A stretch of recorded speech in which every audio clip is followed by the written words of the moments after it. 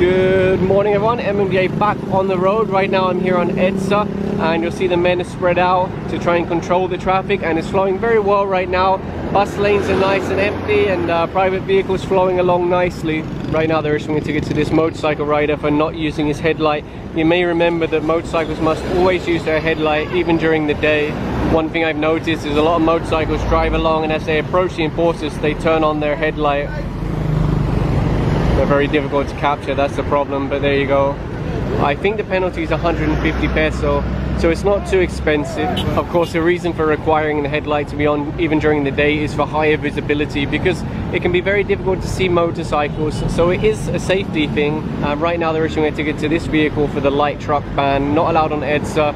The reason being they want companies to dispatch their trucks during off-peak hours instead of peak hours, especially here on EDSA where it can be quite heavy traffic. And you'll see the number of motorcycles that they're ticketing is really adding up.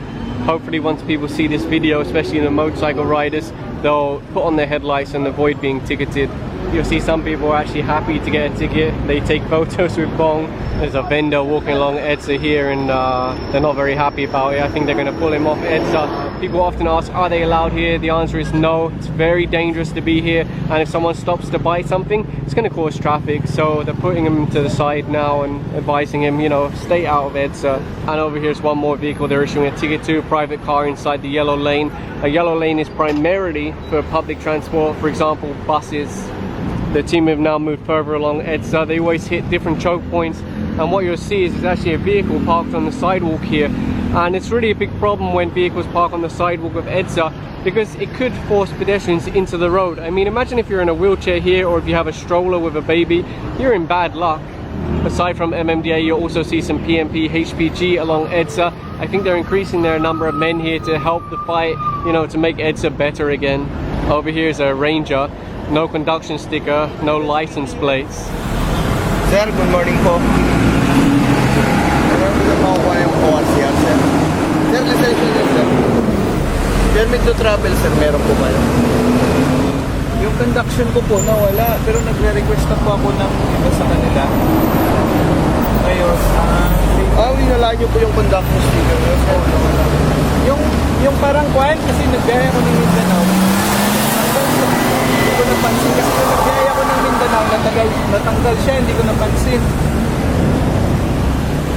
Dapat, sir, meron po kayong conduction sticker, sir, pag bumabiyahe po. Hindi, kahit walang conduction sticker, kitikita po kayo nito. As the traffic starts to build up, some people have been dipping into the yellow lane to use it as an express lane. But of course that's not what it's designed for. It's meant for the buses, for mass public transport. The idea is that, yeah, it's not as comfortable as having your own car, but you're going to get there faster if you ride the bus. You see this bus is now being pulled over to the side. He'll be issued a ticket. He was actually all the way over there instead of in either of these two bus lanes. Now, aside from those vehicles that are using the yellow lane as an express lane, there's also those that are joining EDSA here and then trying to cut across. And that's the problem with having the two bus lanes on the outside. Anyone that joins EDSA or leaves EDSA has to cross them, and that can cause a lot of traffic. So a lot of people have been saying, hey, can't you put them over there on the inside? But it becomes difficult because of the overpasses and things like that. So, you know, it's not an ideal system that they're working with from the start. Some people have asked, how do I know when I'm allowed to enter the yellow lane to turn off EDSA? And what you'll notice is there's a dashed line. And the same when you're joining EDSA, you'll see there's a dashed line. So the idea is that within a certain number of meters, you transition from the yellow lane into the private lanes. And if you continue going straight and using the yellow lane as an express lane, that's when you could get a ticket. So you'll see this dashed line, you follow this and you join up with the private vehicles.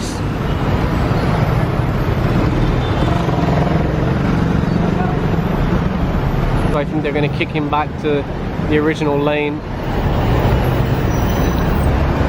And there you go. He'll be made to stay in that original lane and go forwards. What you'll notice on the windscreen of some buses is a sticker from DOTR that says GPS installed. And the nice thing about installing GPS is not only can they track the bus and make sure it's doing the route that it's meant to, but they can also check how fast it's going. So it's very useful to have that. I just saw this red car trying to cross over. The MMDA are stopping him. He also has no plate and no conduction stickers. He's a PMP. They're trying to stop him. Over here you'll see two vehicles they've pulled over, a yellow lane violation. Sige sir, ganito po alam naman po natin ang yellow lane, ano? Alam po natin ang yellow lane. Okay. So yun po yun.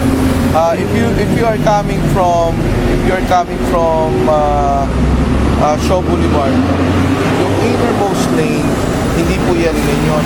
So paglabas nyo po nun, ipa-funnel in kayo doon sa outside ng yellow lane. Kung nakalinya kayo doon, then that's the right thing. Ngayon, kung nakita nyo medyo masikip, kumana kayo sa yellow lane, meron pa rin po yung dotted line na lagpas na po kayo, sir. Alam niyo po, dito kami pumesto dahil may pumapasok ng Shell, may pumapasok ng Petron. Kaya sabi ko, bigyan natin ng 200 liters yung Petron, doon tayo pepeso para magkalang sir, maaaring may nasunta kayong maling kotse, pero it doesn't prevent you from being limited dahil nasa yellow lane po kayo all throughout. From Shaw up to here. So malayo po yun. Agree ako.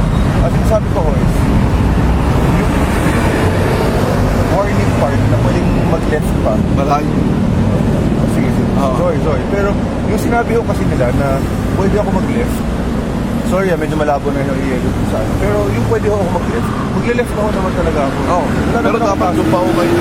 Anyway, sir, ito na lang. Pero sir, hindi pa kasi ako naka-left. So natakot na yun.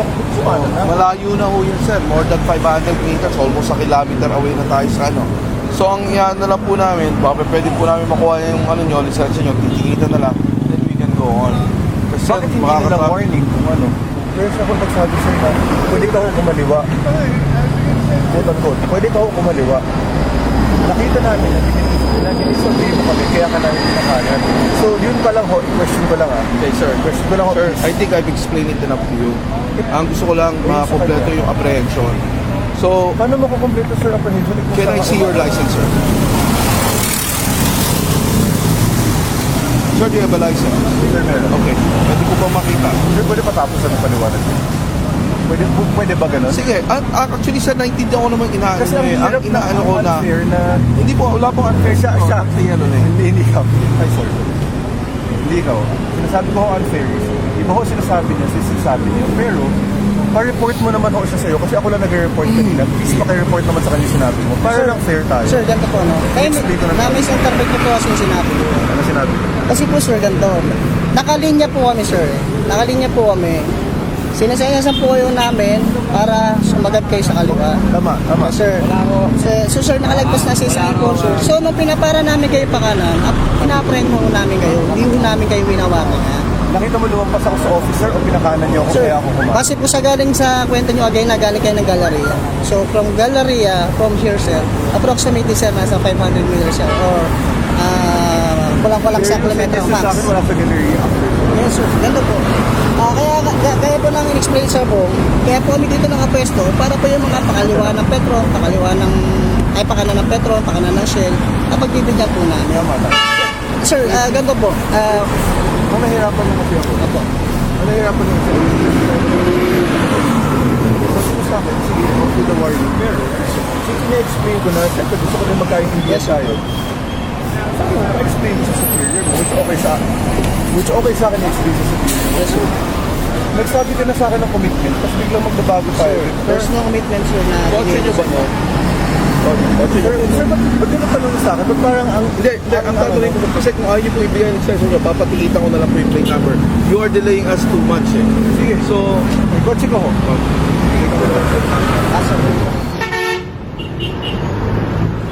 Yes, sir.